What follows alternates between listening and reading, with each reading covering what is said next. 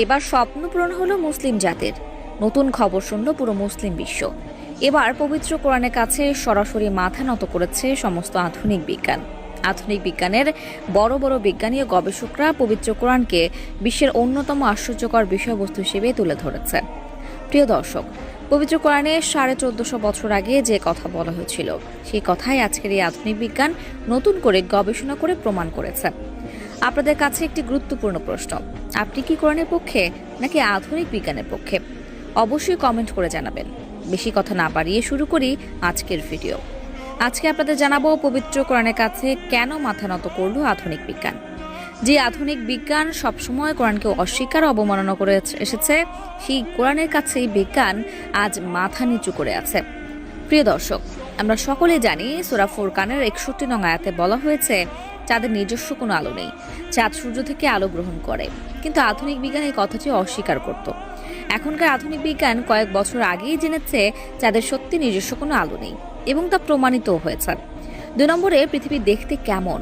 একসময় মানুষ মনে করত পৃথিবী দেখতে লম্বাটে, কেউ ভাবতো চ্যাপ্টা, আবার কেউ ভাবতো সমান্তরাল। কিন্তু পবিত্র কোরআনে 1400 বছর আগেই জানিয়ে দেওয়া হয়েছে পৃথিবী দেখতে অনেকটা কমলা লেবুর মতো গোলাকার এবং সমতল নয়। পৃথিবীকে সমান্তরাল রাখার জন্য তার উপরে রাখা হয়েছে বড় বড় পাহাড় ও পর্বতমালার। 3 নম্বরে, বিজ্ঞান বলছে একটি শিশু যখন গর্ভে থাকে তখন সে আগে কানে শোনার যোগ্যতা পায়, তারপর চোখে দেখার। কিন্তু এই কথা পবিত্র কোরআনে বিস্তারিতভাবে আলোচনা করা হয়েছে। পবিত্র কোরআনে সূরা সাজদার 9 থেকে 76 নম্বর আয়াতে এবং সূরা ইনসানের 2 নং আয়াতে বিস্তারিতভাবে এই বিষয়ে বলা হয়েছে। 4 নম্বরে, মানুষের জন্মতত্ত্ব সম্পর্কে বিজ্ঞান জেনেছে কয়েক বছর আগে, কিন্তু পবিত্র কোরআনে সূরা আলাকে এই বিষয়ে বিশদভাবে বলা হয়েছে আরো 1400 বছর আগে। 5 নম্বরে, ইসলাম শূকরের মাংসকে হারাম করেছে।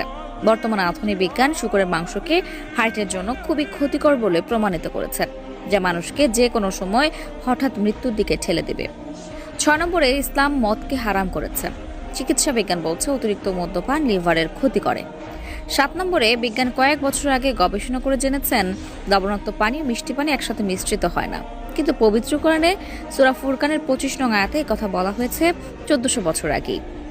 8 নম্বরে, পানি চক্র বিজ্ঞান জেনেছে বেশি দিন হয়নি, কিন্তু সূরা জুমার 21 নং আয়াতে পানি চক্রের কথা স্পষ্টভাবে বলা হয়েছে।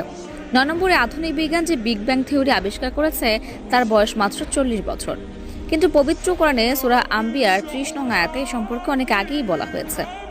10 নম্বরে, পবিত্র কোরআনে সূরা কিয়ামার 3 ও 4 নং আয়াতে বলা হয়েছে মানুষের আঙ্গুল দিয়ে মানুষকে আলাদাভাবে শনাক্ত করা সম্ভব, যা আজকের আধুনিক বিজ্ঞান এবং এর প্রধান সাক্ষী আমরা নিজেরাই।